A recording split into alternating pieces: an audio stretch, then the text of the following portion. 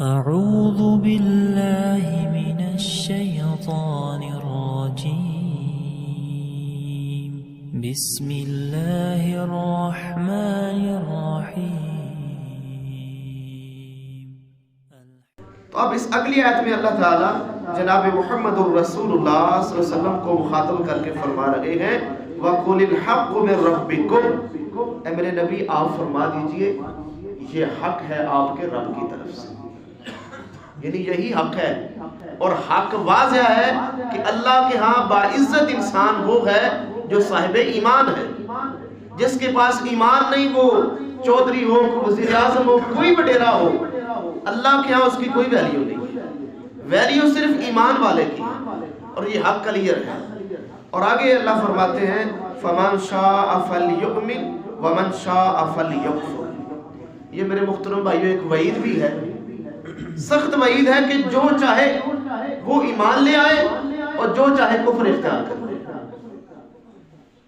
تو اللہ کے نبی یوں فرما رہے ہیں کہ مجھے آپ کی پرواہ نہیں ہے، آپ مانیں گے تو آپ کا بھلا ہوگا، نہ مانیں گے تو شامت تمہارے اوپر، لیکن میں ان کمزور مسلمانوں کو اپنی مجلس سے نہیں ہٹاؤں گا. یہ میرے اللہ کا حکم ہے. تو جو مانے گا میرے محترم بھائیو اسی کا فائدہ ہے. داعی کا، کسی بھی خطیب اور امام کا، جو بھی اللہ تعالیٰ کی طرف سے جس کو اللہ تعالیٰ منتخب کرتے ہیں دعوت کے لیے، دین کی دعوت کے لیے، اس کا کام صرف ہوتا ہے حق بات پہنچا دینا. منوانا میرے محترم بھائیو نہ تو نبی کا کام ہے اور نہ ہی کسی نیک بندے کا کام ہے کہ وہ منوا کے رہے.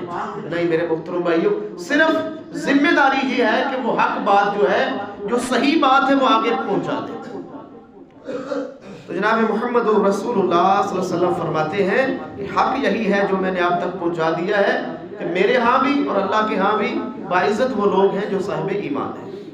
اور آگے اللہ فرماتے ہیں اِنَّا أَعْتَدْنَا لِلظَّالِمِينَ نَارًا، بے شک ہم نے تیار کر رکھا ہے ظالموں کے لیے نارن، آگ کو. اب ظالم کون ہے؟ سب سے بڑے ظالم وہ ہیں جو اللہ تعالیٰ کا کفر کرتے ہیں اور اللہ کے ساتھ شرک کرتے ہیں. یہی سب سے بڑا ظلم ہے. کائنات کا خالق مالک اللہ ہے، معبود بھی وہی ہے.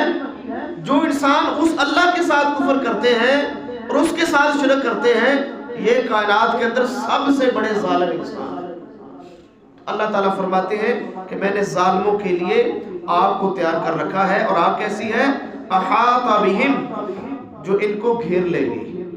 سرادقھا، یعنی آگ کی جو لپیٹیں ہیں، یعنی آگ کے چاروں اطراف، ان کے چاروں اطراف جس طرح خیمے کے چاروں اطراف کناتیں لگی ہوتی ہیں، اسی طرح ان لوگوں کے چاروں اطراف آگ کی کناتیں لگی ہوتی ہیں. یعنی اس طرح ان کو گھیر لیں جو ظالم ہیں.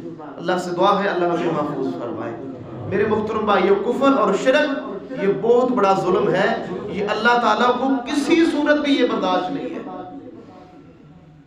اور آگے اللہ تعالیٰ فرماتے ہیں وَإِن يَسْتَغِيثُوا، اگر وہ فریاد کریں گے، یعنی پانی کی فریاد کریں گے. جہنمی یہ ظالم جب آگ کے اندر ہوں گے تو پانی کی فریاد کریں گے. اللہ فرماتے ہیں یغاثوا، ان کی فریاد رسی کی جائے گی، ان کو پانی دیا جائے گا، لیکن پانی کیسا ہوگا؟ بِمَاءٍ كَالْمُغْلٍ، پانی ایسا ہوگا جو پیپ اور خون کے ساتھ ملا جلا ہوگا.